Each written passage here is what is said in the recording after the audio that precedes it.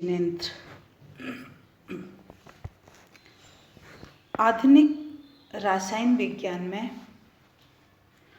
पौद्गलिक परमाणु और स्कंधों का जो विशद विश्लेषण हमें प्राप्त होता है,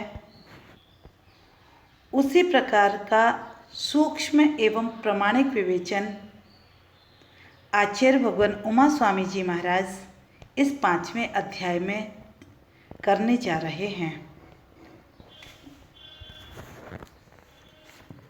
यह 5वां अध्याय रासायन शास्त्र है।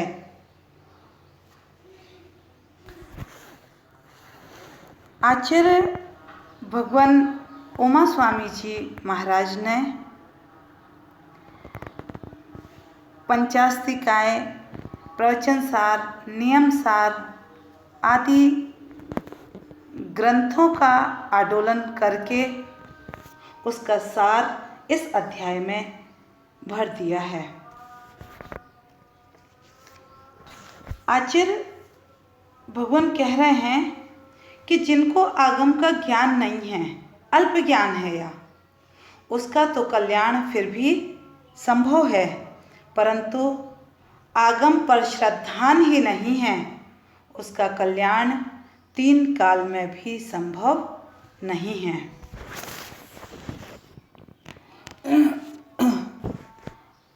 यदि हमें 7 तत्वों 6 द्रव्यों में से किसी एक भी तत्व पर अश्रद्धान है तो सब कुछ पूरी क्रियाएं करते हुए, देवशास्त्र गुरु की पूजा करते हुए भी हम सम्यक दृष्टि नहीं हो सकते हैं।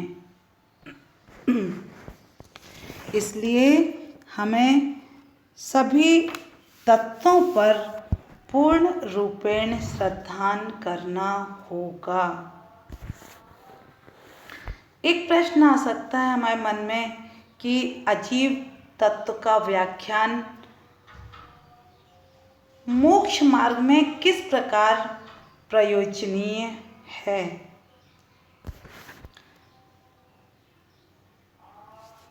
हम 148 कर्म प्रकृतियों से बंधे हुए हैं और उनके बंधने से ही हमारा संसार भ्रमण चल रहा है। हमें इस संसार भ्रमण को तोड़ना है तो हमें उनके स्वरूप को भी जानना होगा। इसी का नाम मोक्ष है। कर्म प्रकृतियों से आत्मा का अलग होना, और यही द्वादशांग का सार भी है।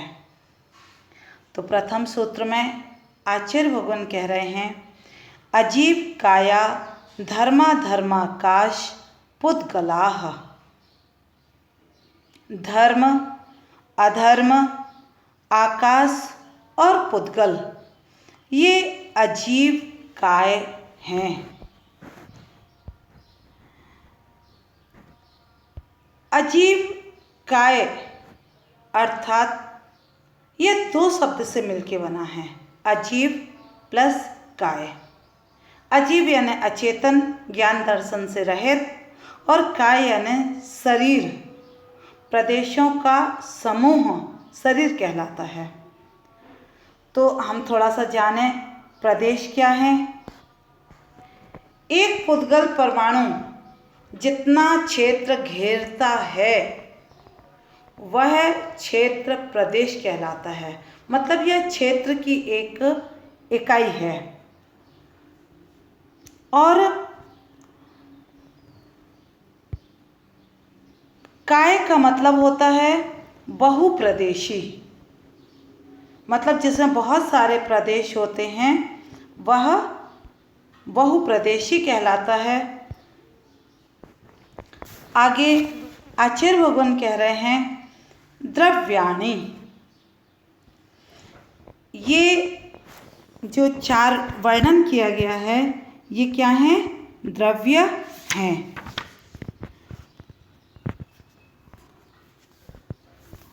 धर्म, अधर्म, आकाश और पुद्गल, ये चारों द्रव्य हैं।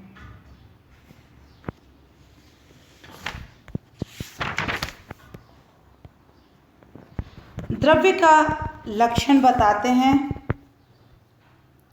जीव, चेतन, ज्ञान दर्शन सहित।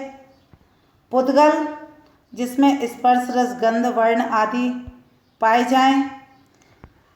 पूरण, पुद्गल शब्द भी दो से मिलके बना है, पुद और गल, पूरण और गालन।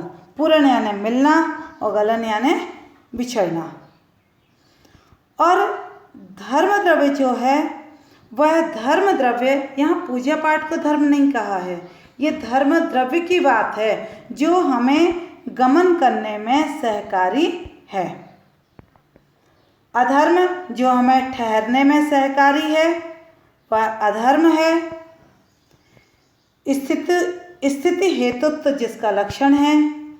जिस प्रकार पानी मछली को चलने में सहायक है उसी प्रकार धर्म द्रव्य जीव और पुद्गल को चलने में सहायक है।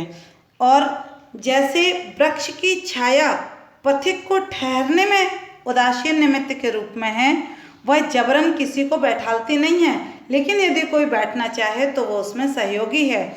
ऐसे अधर्म द्रव्य जीव और पुद्गल को ठहराने में सहायक है। आकाश द्रव्य के बारे में हम देखते हैं कि ऊपर जो हमें नीला नीला आकाश दिखाई देता है, नीला नीला पदार्थ दिखाई देता है, वह वास्तव में पुद्गल द्रव्य है।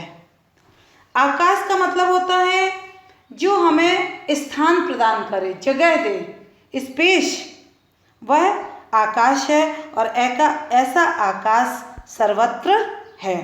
और वह आकाश भी दो प्रकार का है, जहाँ छह द्रव्य पाए जाएं वो लोकाकाश है, और जहाँ केवल आकाश ही आकाश होता है वह अलोकाकाश है। इसके बाद है काल द्रव्य। काल द्रव्य जो है वर्तना जिसका लक्षण है, परिणमन में जो सहायक है वह काल द्रव्य है। इस प्रकार छह द्रव्य का थोड़ा थोड़ा स्वरूप देखने के बाद हम देखते हैं जीवाश्य, जीव भी द्रव्य है। अब इनका लक्षण, इन द्रव्यों की विशेषता बताते हैं। नित्यावस्थितान्य रूपाणि, ये जो द्रव्य हैं, ऊपर कहे हुए द्रव्य, ये नित्य हैं, अवस्थित हैं और अरूपी हैं। छहों द्रव्य विनाश को प्राप्त नहीं होते, इस अपेक्षा से नित्य हैं। इनकी संख्या 6 ही है। इस 6 संख्या का वे उल्लंघन नहीं करते, इसलिए अवस्थित हैं। और अरूपी, रूपी नहीं हैं, इसलिए अरूपी हैं। द्रव्य द्रव्यत्व की अपेक्षा से द्रव्य नित्य है, लेकिन पर्याय पर्यायत्व की अपेक्षा से अनित्य है। जैन दर्शन द्रव्य को नित्य अनित्य, नित्यानित्य मानता है। कोई भी द्रव्य का ना आज तक नाश हुआ है और ना ही वह उत्पन्न हुआ है, ये हमेशा रहने वाले हैं, इसलिए वे नित्य हैं।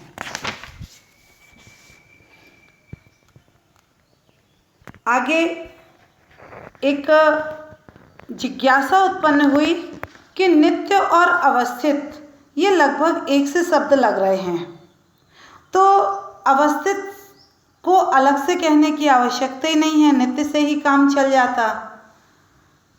तो आचार्य भगवान उसका समाधान देते हैं कि सब द्रव्यों में नित्यता होते हुए उनमें अनेक परिणमन होने पर भी वे अपने स्वरूप का त्याग नहीं करते हैं, इसलिए नित्य के अलावा अवस्थित शब्द भी आवश्यक है।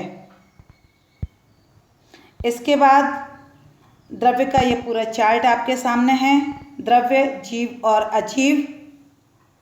जीव भी दो प्रकार के हो गए, रूपी और अरूपी।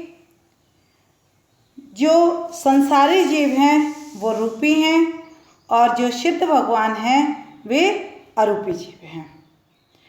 अजीव भी दो प्रकार के हैं, रूपी और अरूपी।